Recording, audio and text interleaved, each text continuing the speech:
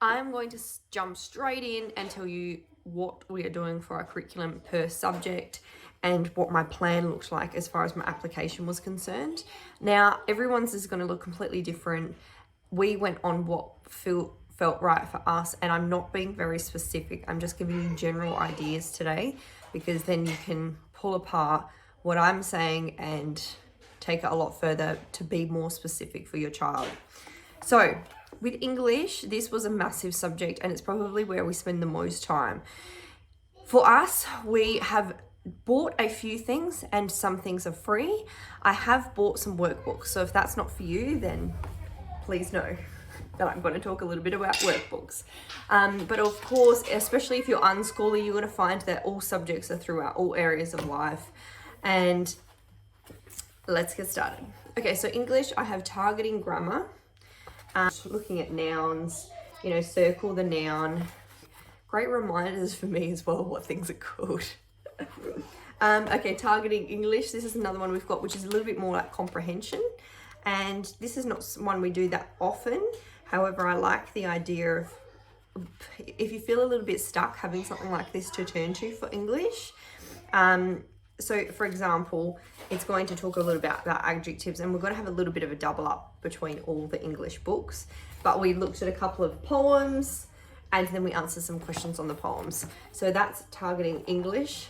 It is quite a thick book, and we've only gotten a little bit into that one as well. This is where we spend the most time, targeting spelling.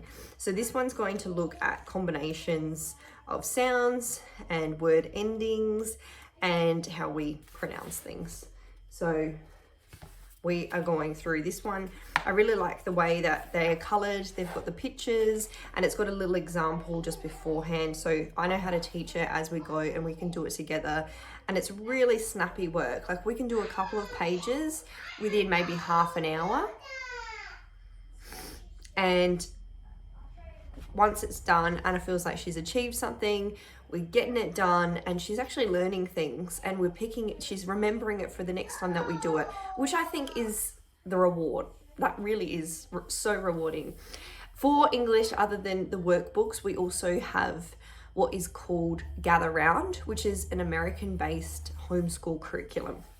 They are based in units, so you can purchase one unit at a time, and I think a unit goes for about 6 to 10 weeks. It depends on how quickly you go through it, and that contains everything but maths. We have purchased 2 Gather Round curriculums, which is Creepy Crawly's unit, which I found off another homeschool Australian mum, which I love her stuff. I'm going to link her below. She gives a really clear, concise review of what they've done, and she will actually take you through the whole curriculum page for page, which I loved, and that's what sold me on it, because I was able to actually get a good look into the book. So I might, depending on my digital skills, I might try and do something like that for you guys one time. We also bought the Living Off the Land, and I wanted this one because we did want to focus a little bit more on homesteading, although we are in the very, very beginning days for us. I like the idea of knowing where food comes from and knowing the process of all kinds of food, growing food, raising animals, and the reality of that as well. We personally are vegetarian in this house, but I think our kids have always known the truth about where their food comes from, and I really love that too. The other thing we did focus on for English was multi-lit. So this is what we were going to focus on rather, and we're waiting on this from the school. However, the school's been carried away with all the COVID stuff that they've been dealing with, and I was sort of feeling like, because I was waiting on the school, I wasn't going ahead with readers and things like that. However, after we did our homeschool application and we had our interview, the lady I spoke to was so helpful, and she actually gave me so many more resources. The one we use for readers now, I think, is based around Jolly Phonics, which is one that the school did previously, and many South Australian schools do it. Whereas this actually has readers within the section of the site, and they are free, so you can print them off yourself. You can just look at the basic version PDF. You can even print off a PDF, like just a page with just the words without every single picture, which I really love. And they have comprehension questions. So we have spent the first few weeks, I'm filming this in the beginning of April now. We've spent the first few months of our homeschool journey understanding where Anna is at and what she actually wants to be doing. We've done a whole range of outdoor things and a lot of social activities as well. So now going forward, my goal is to actually get us cemented in some social activities and create a long-term sort of friendship-based group, as well as, instead of doing so many meet new people sort of activities, and also from there is to be a little bit more habitual with what we do as far as school is concerned. Okay, I have the maths book right here, Targeting Maths. This is the teaching guide. So I really appreciate how much detail they have in the teaching guide here. They give you ideas of what to do as a class. Obviously that's kind of irrelevant, but it sort of goes through the maths with good ideas of how to practice it as far as math counters and stuff are concerned. Well, they're called manipulatives. That was a new word for me. They also come with the disc, the Targeting Maths guide, like on the CD-ROM, all of the books on the CD-ROM. And they also have a game which is called Rainforest Maths, which my daughter has been loving. And it goes through, because this is year 1, pretty much everything that we will do in year 1. So we've got like numbers 1 to 50, 1 to 100, addition and money, length, subtraction, investigation, 3D objects, and also what we do every day. So cooking, we're doing our fractions that way, we're doing our measurement, we're understanding weight from even playing outside. And play is a huge part of maths, as well as things like going to the shops, spending money. Everything is maths, and that kind of everyday life of maths is... Okay, so science. Ours is mostly environment-based, environment-focused, nature-focused. Heaps of time outside, heaps of time looking at poo, bugs, animals, plants, excursion-based events. Also for science, the Creepy Crawlies unit from Gather Round is huge because it goes through all the different parts of all kinds of creepy crawlies and how they live, how they survive, their body parts, what environment, everything.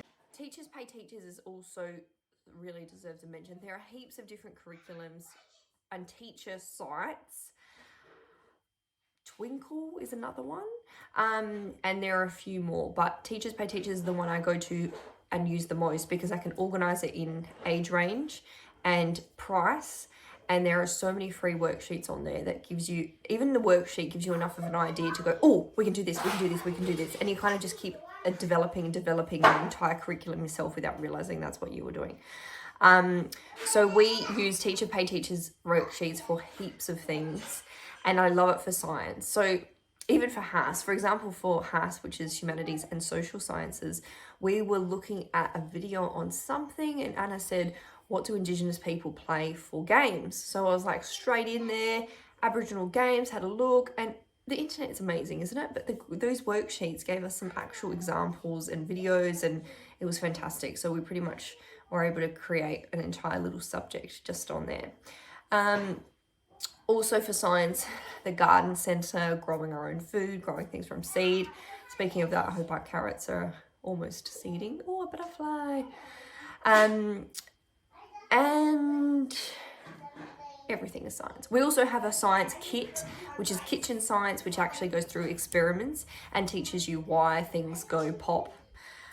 So health and PE, our kids do a lot as far as this is concerned, apart from lots of park trips, playing outside and catch-ups with friends. We do a lot of walking. We do a lot of, we also do quite a bit during the week. So they've got gymnastics, yoga, dance, and that maxes them out for PE. However, PE for smaller kids is sort of based around their own bodies, learning to move their bodies, learning the safety of their body.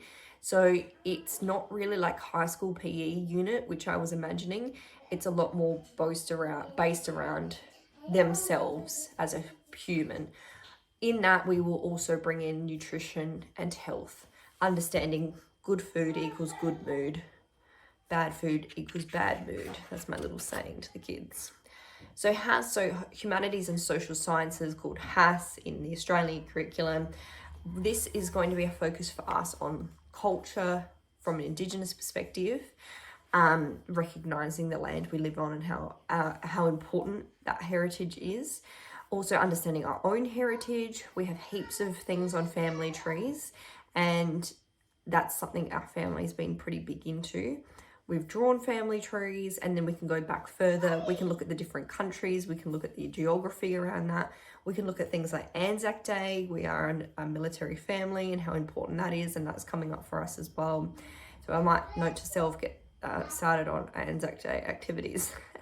Technologies. This is one subject that I had no idea what I was doing and no idea. And I kind of started it and I was like, what's the difference between science and technology? Aren't they the same thing? Well, technologies is more about how things work and how they're made. And as soon as I sort of got started on that, I was like, oh my gosh. And then it was like, even landscapes. Oh no, that's not right. That's house, isn't it? Camping. So looking at the fire, looking at how that works, how wheels move, how cooking happens, baking, visits to food farms and gardening. And that process from beginning to end, huge. And there's so many ideas around that, but our focus for that is more around food, more around from start to finish process, exploring concepts around that. The arts is a massive subject for us because my daughter is a very good artist. She loves drawing. They even love coloring in. They love doing painting. Our craft cupboard is huge. Where do you start? Where do you stop? Where do you stop with art? We also love things like drama, looking at productions on YouTube video, breaking them down. Teachers Pay Teachers also have heaps of resources for art as well, in case you are stuck. And I think I also buy a lot of stationery for gifts for Christmas and birthday for them. I will stock up on their textures and pencils and paints, and that's something we do need is like more canvases. That's what we need to do. I actually have family photos that we need to change out for something else. Maybe I'll get them to paint on the family photos. Music is a big one. Anna's actually taught herself a song on the keyboard. Like, I just don't have that kind of skill. These kids are just amazing. And we also want to look at different musical instruments, what they're called, what sound they make, and what kind of category they fall into. That's something I only ever touched on as a kid, and I found it really interesting.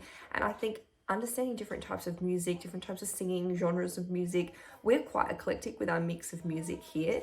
Mostly we listen to a lot of like metal rock on a Friday night, but other than that, the girls love like girly dancey songs, Disney stuff, old pop stuff from me when I was growing up. I love country during the day.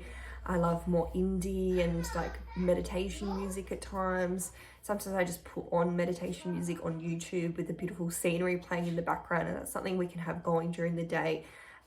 There are so many music ideas. Like, art is a massive subject, right? You to teach your child another language. However, I did learn Japanese when I was in primary school and high school. I don't remember much at all, but I know enough for year one.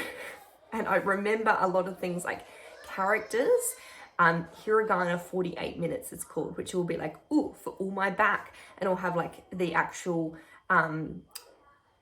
drawing, the writing of the character, and then it'll have like a picture faded into the background, so you remember the shape of that character. Whew. But other than that, YouTube for seeing how people are living in Japan, and perhaps they're